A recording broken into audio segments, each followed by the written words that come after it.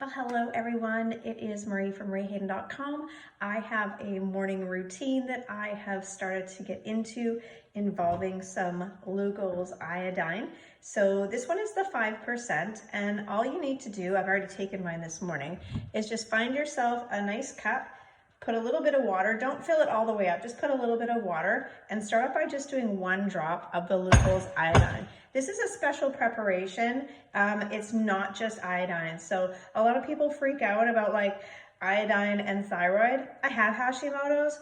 My thyroid is not going crazy since incorporating iodine. In fact, iodine was already in some of my thyroid supplements from naturopaths for the last, I don't know, 15, 18 years that I've been having some thyroid concerns. So that's one thing. The next is that I have prepared some amazing broth, and there's a variety of different ways that you can make broth. I like to use a slow cooker, so this is my pot that sits in the slow cooker, and I had a leftover piece of lamb steak, and so essentially I just took my lamb steak and put it into the slow cooker, and then I added my water and salt. So this is how I'm going to start off my morning. I will caveat that before I have my Lugol's iodine, I usually have a big glass of water. And the reason why you want to have a big glass of water is not only for people like me who have a digestion that does not work properly because of the Hashimoto's and gut bacteria that is wrecked from childhood antibiotics. You want to make sure that you're kind of purging everything out that's been sitting in your colon and in your intestines. So one of the things that I've been experiencing in this last 3 months of detox is I have an upper fermenting gut. And so I need to be really, really mindful of the things that I ingest so that I can calm everything down. So I'm staying away from all plants, all fruits, and I'm going to just proteins. My proteins typically consist of chicken right now, and then I'm doing the lamb. This is my first day doing the lamb, so I'm going to see how that works. I'm mostly eating broth. I'm not really doing too much of the meat. Like I said, the steak was about this big, and then I just filled it up with like maybe 1.5 liters of water to cook.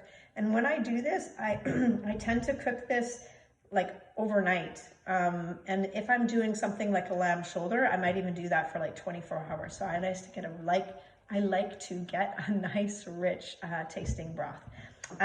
So what else was I going to share with you? Oh, and I was also going to let you know that I'm coming up into the next month. So 3 months of, sorry, you'll notice that this has gone way better, right? So about 3 months. So we started this at the beginning of August, and we're now, we're now at the 15th of October. So last night was an amazing night of sleep. I did notice, and this is why I wanted to bring this whole thing up, sorry, my brain is slowly defogging, is that the other day I had a really rough night in between my 2 good nights. And I found out the reason being is I ingested avocado. And avocado usually is totally good for me, but when you have an upper fermenting gut, that can be a trigger. It can be a trigger from a histamine standpoint, which isn't super popular, but it can also have some other underlying effects. Now, there's one study out there that says it's sorbitol. I looked further, and that's kind of been kiboshed, and there's another name, and I'm not even gonna waste my time trying to pronounce it for you guys, but there's something in the avocado that actually feeds that bacteria that you have in your upper fermenting gut. So that's a no for me. So I'm just gonna stick with the fats that come from tallow, from lard. I do have a bit of goat ghee, excuse me.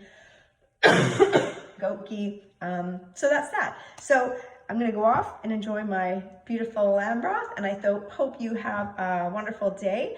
And thanks so much for tuning in, and I hope that the information that I'm sharing with you can help you on your way to better health. Blessings, ciao.